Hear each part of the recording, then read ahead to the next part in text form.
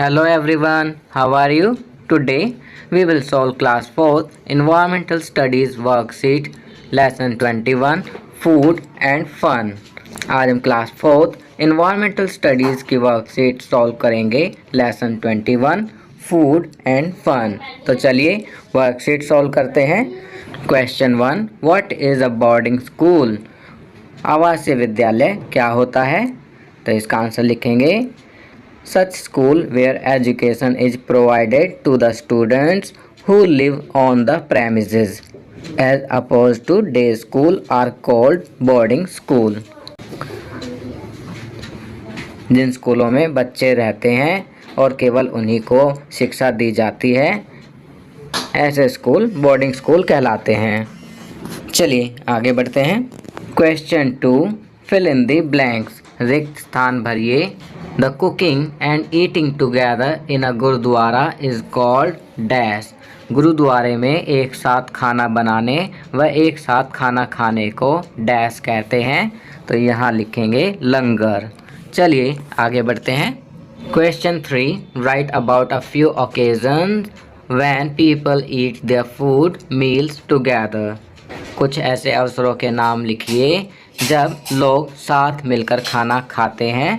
तो यहाँ हम लिखेंगे people eat food together on the occasion of langar, bhandara, festivals, marriage parties, functions etcetera. चलिए आगे बढ़ते हैं। Question 4, do you offer gratitude to the god and to your parents before eating? क्या आप खाना खाने से पहले अपने इष्ट व अपने माता पिता के प्रति आभार प्रकट करते हैं? तो इसका आंसर लिखेंगे yes, I always offer gratitude to the god and my parents before eating. Question 5, we should take food in our plate according to our need. Give your views on the above statement. प्रश्न 5, हमें अपनी ज़रूरत भूख के अनुसार ही plate में भोजन लेना चाहिए। इस वाक्य पर अपनी प्रतिक्रिया दें। तो इसका आंसर लिखेंगे take food according to your hunger means we should not take food beyond our hunger. We should never waste food because there are many people those don't get food and die of starvation. हमें अपनी भूख के हिसाब से ही खाना लेना चाहिए। हमें खाने को वेस्ट नहीं करना चाहिए क्योंकि इस दुनिया में बहुत सारे ऐसे लोग हैं जो भूखमरी से मर जाते हैं, जिन्हें खाना नहीं मिलता है। चलिए नेक्स्ट क्वेश्चन करते हैं। Question 6, suppose you have extra food with you और food is left at marriage party function और at a restaurant. What should be done in such cases? Think and answer.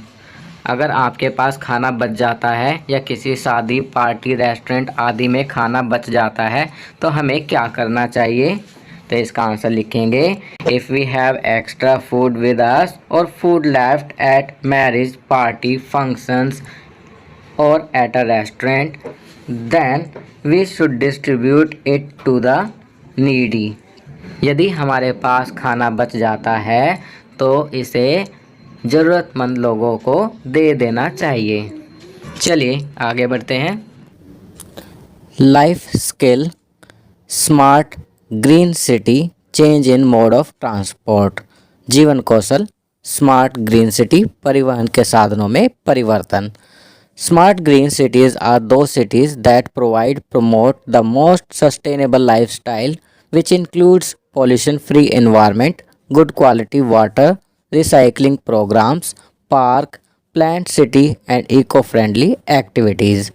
बच्चों, स्मार्ट ग्रीन सिटी जिसे हरित शहर कहते हैं वे शहर हैं जो सबसे टिकाऊ जीवन शैली प्रदान करते हैं, प्रोत्साहित करते हैं, जिनमें प्रदूषण मुक्त पर्यावरण, अच्छी गुणवत्ता वाले पानी, पुनर्चक्रण कार्यक्रम, पार्क, नियोजित शहर और पर्यावरण अनुकूल गतिविधियां शामिल हैं। चलिए आगे बढ़ते हैं। There is a need to change the mode of transport to have very less impact on the environment and convert our city into green and smart city. There is a need to change the mode of transport as it is the biggest source of air pollution and greenhouse gas emission. We need to use the following mode of transport in the city. पर्यावरण पर बहुत कम प्रभाव डालने और हमारे शहर को हरित और स्मार्ट सिटी परिवहन में परिवर्तित करने के लिए परिवहन के तरीके को बदलने की ज़रूरत है, क्योंकि ये वायु प्रदूषण और ग्रीन हाउस गैस उत्सर्जन का सबसे बड़ा स्रोत है। शहर में हमें निम्न परिवहन के साधनों का प्रयोग करना चाहिए: CNG vehicle, metro trains, to walk, cycling, carpooling, public transport. तो बच्चों, हमें कौन कौन से परिवहन के साधनों का प्रयोग करना चाहिए? सीएनजी वाहनों का, मेट्रो ट्रेन का, पैदल चलना, साइकिल चलाना, कारपूलिंग, सार्वजनिक वाहन। चलिए आगे बढ़ते हैं। अब यहाँ activities for student. Question 1, encourage at least 2 people in your family and neighborhood to use the right transportation for the betterment of our environment। प्रश्न 1, हमारे पर्यावरण की बेहतरी के लिए सही परिवहन का उपयोग करने के बारे में अपने परिवार और पड़ोस में कम से कम 2 लोगों को प्रोत्साहित करें। बच्चों, जो अभी हमने बातें की हैं वो बातें आप अपने पड़ोस में कम से कम 2 लोगों को बताएंगे और उन्हें प्रोत्साहित करेंगे कि वो पर्यावरण सहायक परिवहन के साधनों का प्रयोग करें। कौन कौन से बताए थे? सीएनजी वाहन, मेट्रो ट्रेनें, पैदल चलना, साइकिल चलाना, कारपूलिंग करना, सार्वजनिक परिवहन आदि का प्रयोग करना। तो आप अपने आस पड़ोस में कम से कम 2 लोगों को इस बारे में प्रोत्साहित करेंगे। Question 2, discuss with your parents that how transportation in Delhi has evolved over years. प्रश्न 2, अपने माता पिता और दादा दादी के साथ चर्चा करें कि दिल्ली में परिवहन वर्षों से कैसे विकसित हुआ है। तो बच्चों, यहाँ पर आपको इस प्रश्न के उत्तर में अपने माता पिता या दादा दादी से चर्चा करनी है कि दिल्ली में परिवहन वर्षों में कैसे विकसित हुआ है। आप उनसे बात करेंगे तो वो बताएंगे कि पहले के ज़माने में घोड़ा तांगा चलता था, बैलगाड़ी चलती थी और अब वे सब चीज़ें नहीं चलती। अब धीरे धीरे परिवहन के साधनों में बदलाव आ रहा है। तो इस प्रश्न के जवाब में आप अपने दादा दादी या माता पिता से चर्चा करने के बाद इसका उत्तर लिखेंगे। Question 3, walking is a good exercise, walk at least 1000 steps daily. प्रश्न 3, पैदल चलना व्यायाम का अच्छा रूप है, प्रतिदिन कम से कम 1000 कदम पैदल चलें। तो बच्चों, यहाँ पर बताया गया है कि पैदल चलना व्यायाम का अच्छा रूप है और प्रतिदिन कम से कम 1000 कदम पैदल चलें। तो यह कार्य आप स्वयं करेंगे। चलिए आगे बढ़ते हैं। Sanskarshala, all work become successful only by working hard. Sanskarshala, परिश्रम करने से ही सब कार्य सफल होते हैं। Food and drink, use groundnut, revdi, gajak, jaggery, patti and tilpatti etcetera in the diet. All this would have been very beneficial for the body in winter. खाना पीना, मूंगफली, रेवड़ी, गज्जक, गुड़ पट्टी तथा तिलपट्टी इत्यादि का आहार में उपयोग करें। यह सब सर्दियों में शरीर के लिए बहुत लाभदायक होते हैं। Activity, make a chart by classifying the clothes worn during summer, winter and rainy season. You can take the help of your teacher and parents in this work. गर्मी, सर्दी तथा बरसात के मौसम में पहने जाने वाले वस्त्रों में वर्गीकरण कर एक चार्ट बनाएं।